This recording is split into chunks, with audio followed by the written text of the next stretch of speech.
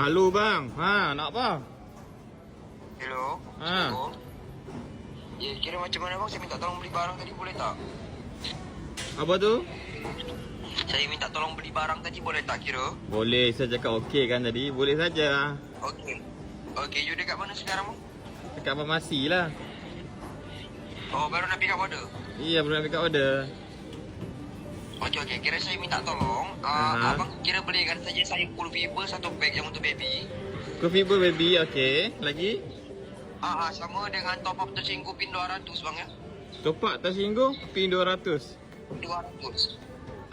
Okey lagi? Itu saja. Sekejap. Apa ni? Cool Fever baby dengan... Abang kira boleh tak bagi je nombor WhatsApp. Itu punya barang aku bagi hantar list je dekat WhatsApp atau bagi gambar saja. Okey, kejap. Kak, saya nak Cool Fever. Saya dengan cakap dengan kaunter. Kak bagi saya Cool Fever baby. Ada tempat tersinggung? Oh, tempat tersinggung tak ada. Saya beli tempat tersinggung kat 7-Eleven saja. Apa bang? Tak, saya cakap dengan cashier tu nak top up, dia tak ada. Saya beli dekat luar saja. Abang bagi cakap berapa nombor WhatsApp abang. Aku confirm sekejap. Berapa nombor WhatsApp? Nanti aku call. Sekejap. Nak bayar itu Cool Fever sekejap. Sebab dekat sini lead saya slow. Abang bagi cakap nombor WhatsApp abang berapa?